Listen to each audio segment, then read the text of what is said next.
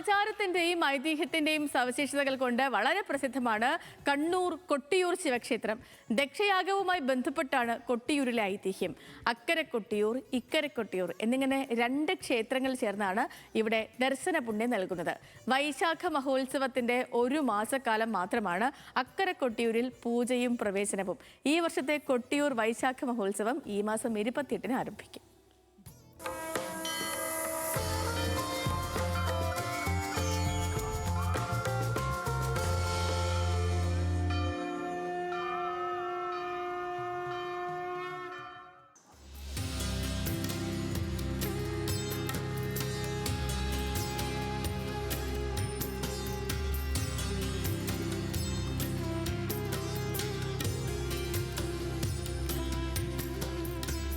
വയനാടൻ മലനിരകൾക്ക് കീഴെ പ്രകൃതിയുടെ പുതപ്പിൽ ശയിക്കുന്ന കൊട്ടിയൂർ ഗ്രാമം.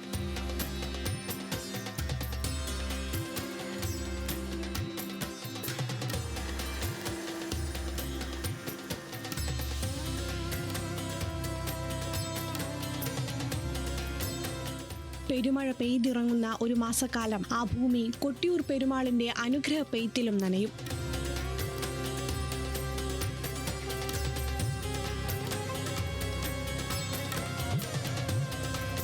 ദക്ഷയാഗം നടന്ന സ്ഥലമാണ് കൊട്ടിയൂർ എന്നാണ് വിശ്വാസം. ക്ഷണിക്കപ്പെടാതിരുന്നിട്ടും ദക്ഷൻ നടത്തിയ യാഗത്തിന് സതീദേവി എത്തി. യാഗഭൂമിയിൽ അപമാനം നേരിട്ട സതീദേവി ആത്മാഹുതി ചെയ്തെന്നും ഐതിഹ്യം.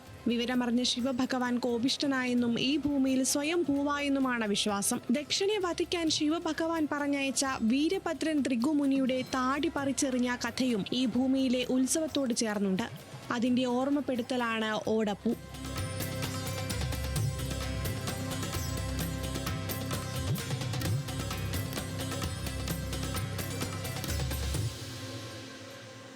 എല്ലാ ഉത്സവങ്ങളും കൊടിയിറങ്ങുമ്പോഴാണ് കൊട്ടിയൂരിൽ ഉത്സവം തുടങ്ങുക. ഇവിടെ കൊടിയേറ്റമില്ല. ബാവലിപ്പുഴയിൽ മുങ്ങിക്കുളിച്ച് ഈറനോടെ വിശ്വാസികൾ ക്ഷേത്രത്തിലേക്ക് പ്രവേശിക്കുന്നതാണ് നിഷ്ഠ. വൈശാഖ മഹോത്സവം എന്ന പേരിൽ ഉത്സവം നടക്കുന്ന 28 ദിവസം മാത്രമാണ് അക്കരെ കൊട്ടിയൂരിൽ പ്രവേശനമുള്ളത്. ബ്രാഹ്മണർക്കും ആദിവാസികൾക്കുമെല്ലാം ചടങ്ങുകളിൽ അവകാശങ്ങളുണ്ട്.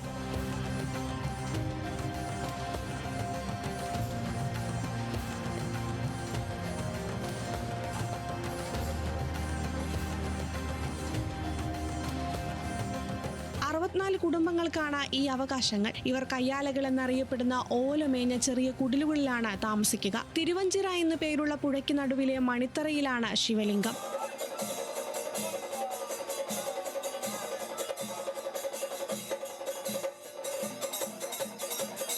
മറ്റൊരു തറയായ അമ്മാരക്കല്ലിൽ ശ്രീപാർവതിയെയും ആരാധിക്കുന്നു. തിരുവഞ്ചിറയിൽ മണിത്തറയ്ക്ക് ചുറ്റും ആനപ്പുറത്തേറിയുള്ള പ്രദക്ഷിണം സുന്ദരമായ കാഴ്ചയാണ്.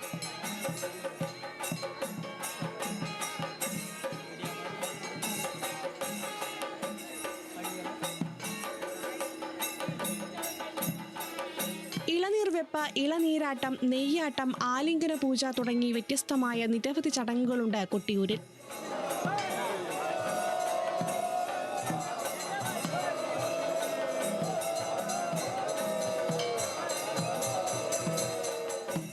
അക്കരെ കൊട്ടിയൂരിൽ ദർശനം നടത്തിയ ശേഷമാണ് ഇക്കരെ കൊട്ടിയൂരിലേക്ക് വിശ്വാസികൾ എത്തുക. ഉത്സവകാലത്ത് 10,000-കണക്കിന് ആളുകളാണ് ക്ഷേത്രത്തിലേക്ക് എത്തുക.